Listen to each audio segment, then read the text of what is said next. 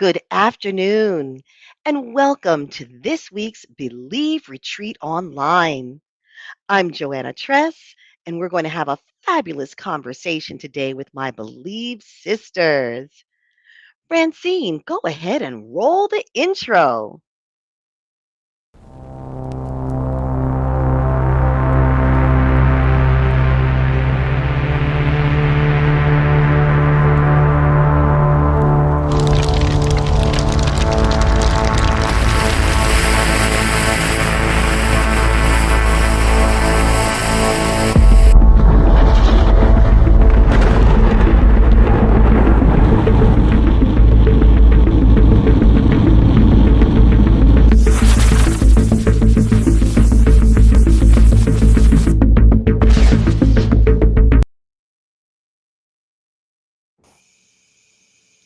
And here we are, everyone. It's Tuesday, March 18th at 4:31 p.m. Eastern Time. We don't have Heidi of Heidelin Coaching today. Hey, we got to take a break sometimes, but we do have Francine and our special guest, Beth Minette. And so, before we get into today's special topic about how to make social media fun, I just want to remind you of why we come here every Tuesday. This is episode number 22. We are building community by sharing with you great ideas of how to incorporate creativity into every aspect of our life, activating our imagination, artistic expression, and ways of communicating our unique message with the world are what we're all about. And so you can communicate with us in our online community at heidzelincoaching.com/believe retreat. You can see us every week online. And of course, this is wrapping up and rolling up into a fabulous in person event in Jacksonville, Florida this September. But without further ado, Believe Sister Francine, why don't you tell us about our guest today? Beth has been here before, and if you haven't met her, she is the founder of Social Media with a Twist. And I'm just going to let Beth explain what Social Media with a Twist is all about. Beth, the floor is yours. Thank you, Francine and Joanna. It's such a pleasure to be here with you ladies today. So, social media with a twist. I'll tell you how that came about. My husband and I owned a local business that my husband had started way back in 1975. And when social media came along, I fully embraced it. I just loved everything about it. We had a floor covering store, is what it was. And so I started doing videos on Facebook on how to get a stain out of your carpet or how to take care of your hardwood floor, in addition to showcasing products that we had. Then I began to see what would happen is our customers would come in the store. Now, keep in mind, they're looking at what could possibly be a high ticket item, especially if they're doing their whole house. But they would say to me, I feel like I already know you because I've been seeing you on video. I've seen all your videos. And those of us in business know we want people to get to know us, to like us, and to trust us. And then that's when they do business. So, what I found was the more that I did this and had people come in and say, "Hey, I feel like I already know you," then that really magnified or cut through the know like trust factor, the getting to know you, the dating, the courting, the all that, right? So I just then again, even though I love social media to begin with, I just really saw the benefits of it for local businesses. So I started just sharing that with my friends. And one day a friend of mine, we were in a networking group, and the question of the day was, what do you think of when you think of me? And this was kind of like my pivotal moment when somebody said, "Oh, you love social media. And by the way, you help your husband in his flooring business." Well, see, to me, I was the carpet girl. I was the face of the company. But when my friend said that, it just flipped everything for me. So then I began to help small businesses to learn how to scale their online presence because I could see the real importance with it. So, social media with a twist. What is the twist? Well, the twist is what I bring to social media. I've been told that the way I explain things, the way I have a natural kind of, I say I'm a millennial in a Gen X body. I love that. I just tend to intuitively know how some things work. So that's kind of my twist and my creativity, and I think outside the box. So that's kind of the twist. So that being said, it sounds like, gosh, you've really got your stuff together, Beth. You must be an expert. Well, I wanted to address something because I feel like in order to make it fun, we've got to cut through some obstacles before we can get to the part that is fun. And I've had to do this myself. And I struggle with it still periodically where I get into my head too much and I start to think about, oh, here's an idea I want to post, but what's so and so going to think, or what's, whatever. And so then I don't do it. And I lose the momentum of not only having viewers and being out there, but also the momentum of my creativity. So I Ah, wanted to address that. A lot of people talk about, they talk about how do I come up with content and what do I post? I love what Gary Vaynerchuk, y'all know who Gary Vaynerchuk is. yeah. Yes, I love his book, Crush It.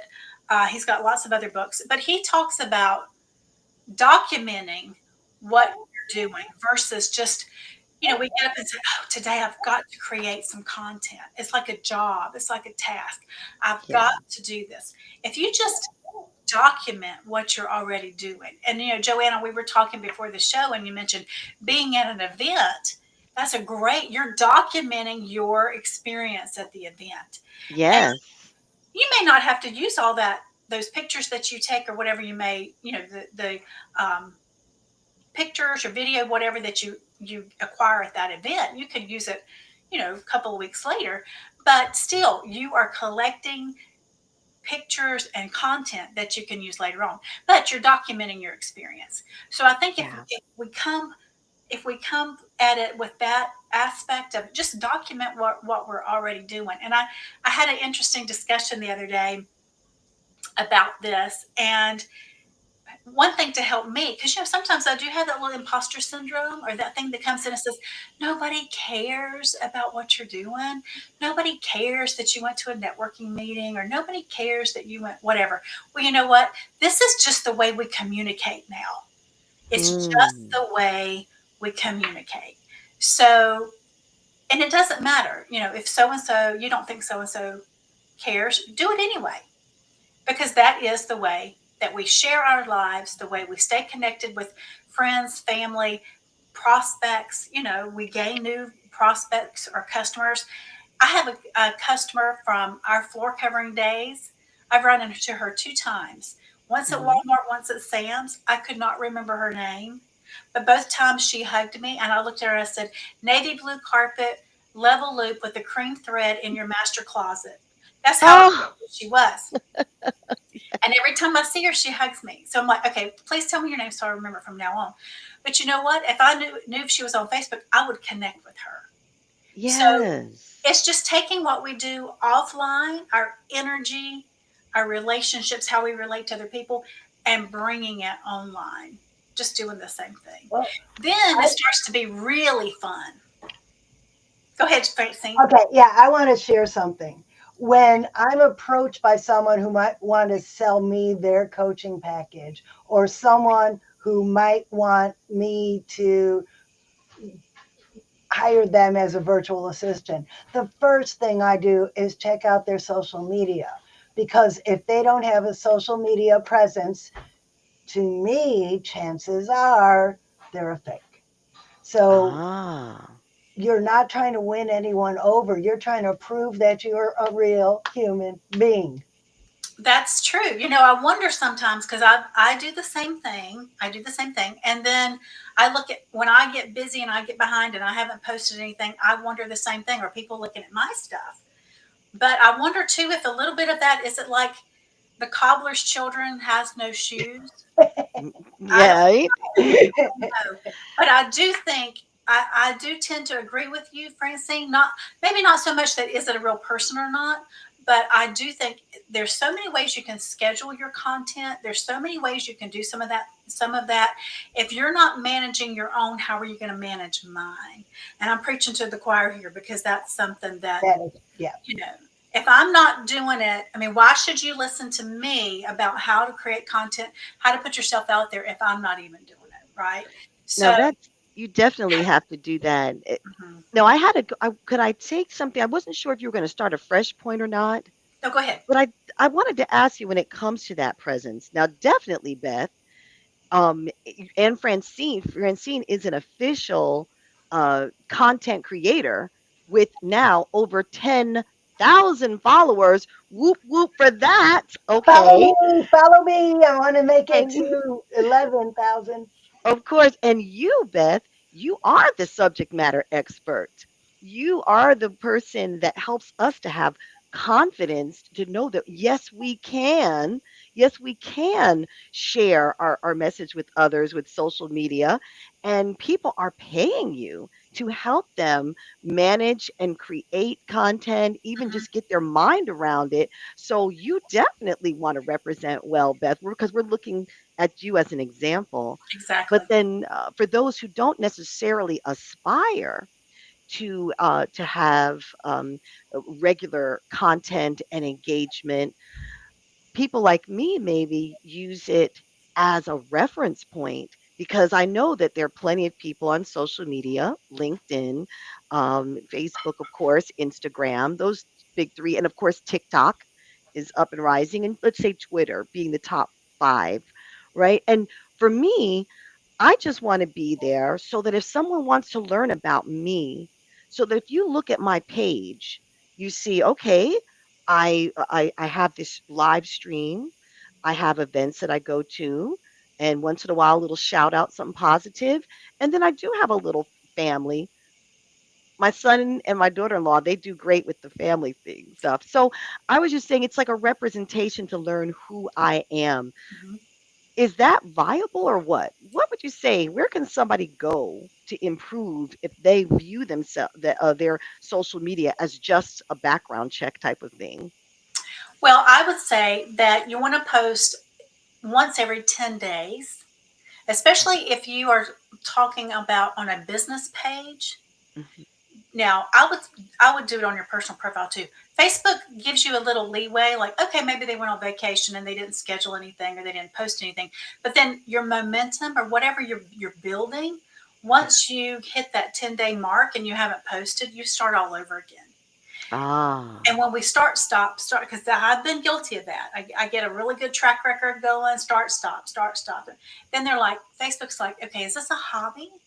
Is this a real Hmm. legitimate business? What's going on here? Because we're not, if you're just going to start, we're not going to push your content out into other people's feeds if you're not legitimate. So I would say that just be sure, I would say at least every 10 days.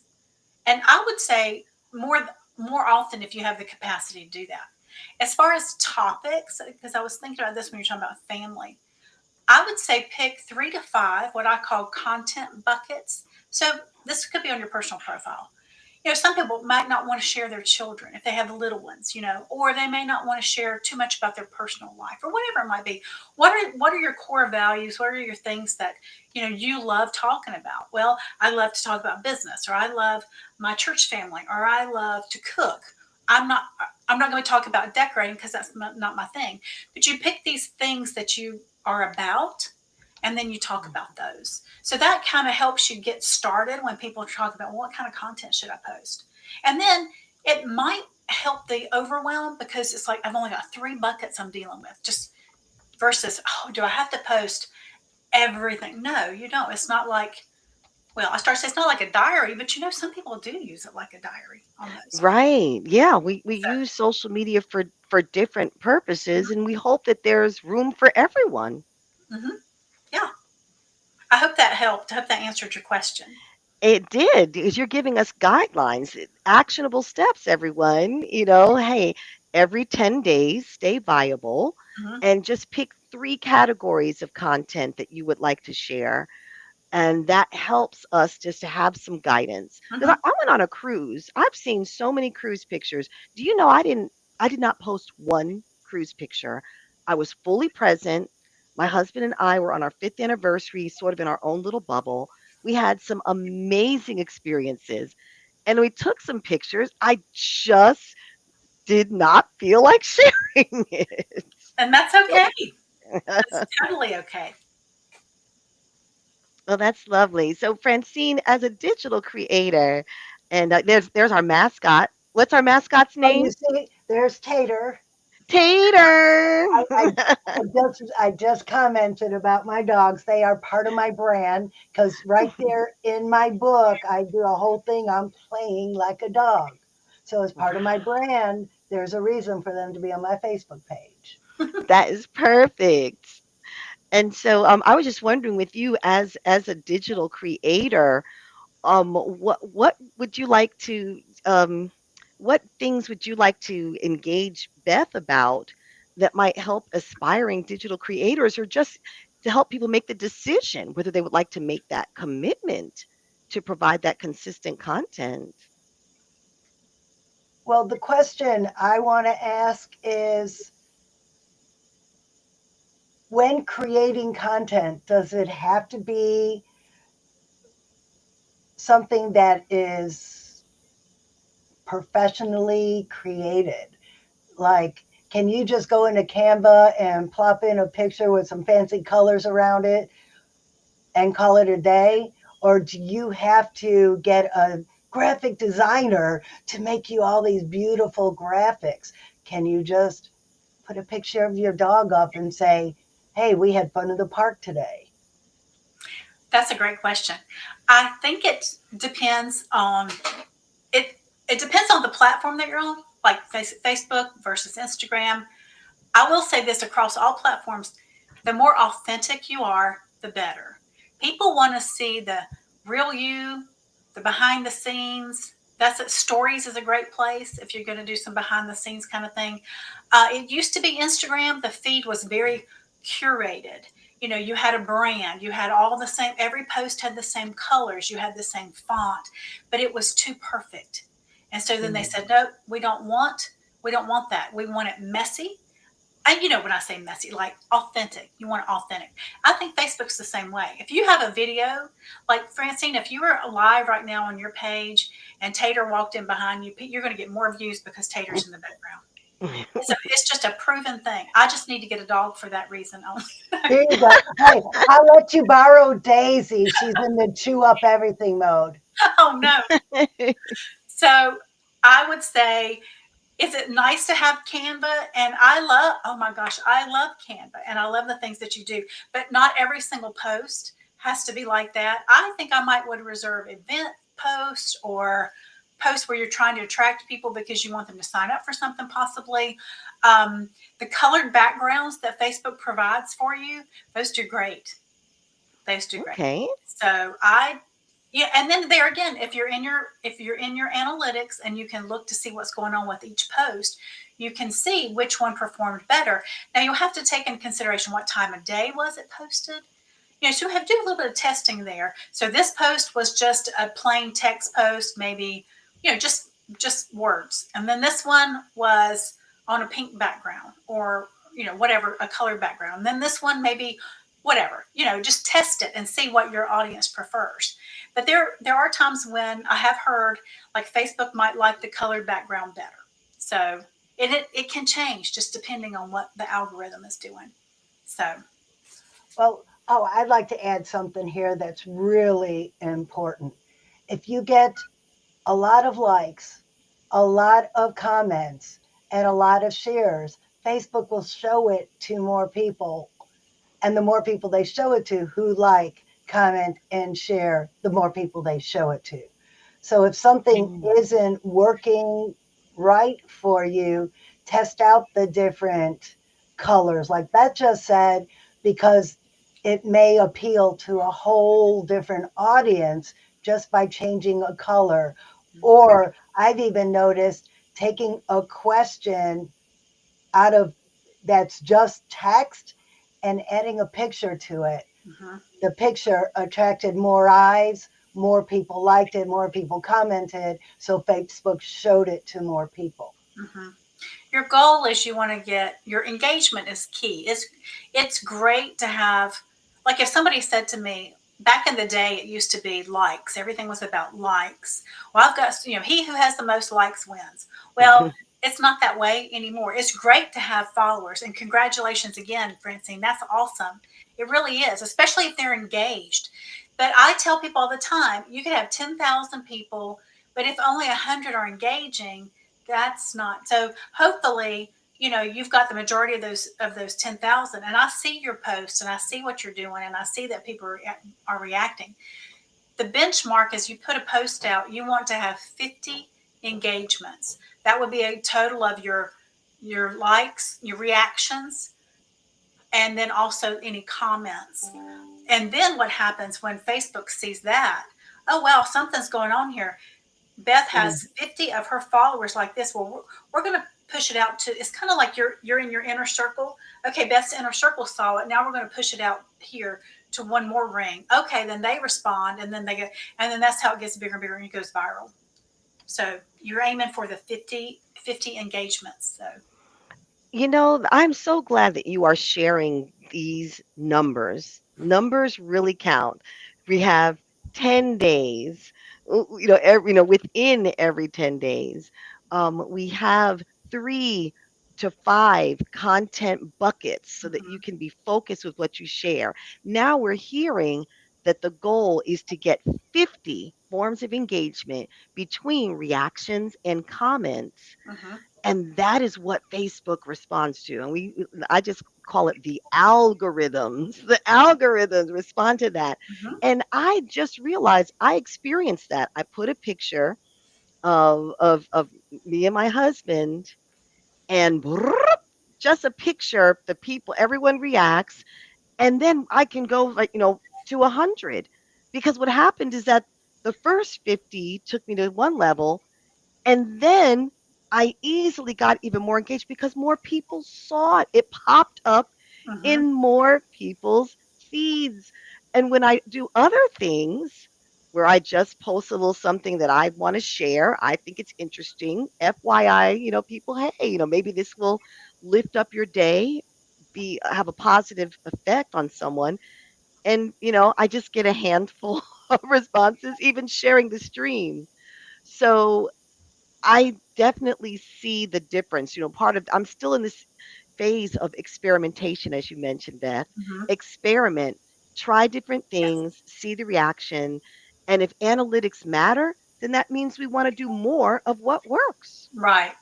And I will say, when you're inviting people to follow you, be sure that they are your perfect people. A Mm. quick story, a friend of mine, and I tell this story, Francine's probably heard it a million times. A friend of mine was working on a page for preschool moms. That's the target audience, was preschool moms. And she was posting all these fun activities for kids for after school and whatever. Well, her husband's great aunt, who was an assisted living facility, they're on Facebook. That's a big growing demographic, is older, 60 and older. So she liked the page. And then she said, oh, we need to help out my great niece. So got all the little grandmas at the assisted living facility to like the page. So her numbers went up. She had lots of engagement. It was the wrong audience. So Facebook Ah. started putting it out, going, okay, well, but Facebook's kind of confused. You've got content about preschoolers and stuff for moms to do with preschoolers, but we got all these grandmas. So she had to Oh. go and tell, Aunt Sally, please don't invite anybody else. And she had to remove those people. And Aunt Sally did it again. So Oh. because she thought she was helping, but finally she got the message. But it's important that the people that are following you, they are your diehard fans. They're your ambassadors, your advocates. They'll sing your praises from the mountaintops, or you're inspiring them, you're educating them, you're adding value to their life. They love what you have to say. And they're going to share it because you want them to share it with their friends, because they tend to have friends who are of like mind, right? So Yeah. that's how it can spread. So you want to be aware of that it's fine to have all this engagement, but if they're not your perfect people, at the end of the day, if you have a product and your ROI, your return on your investment for your time, Hmm. and your creativity that you're creating this content, documenting this content, and posting it.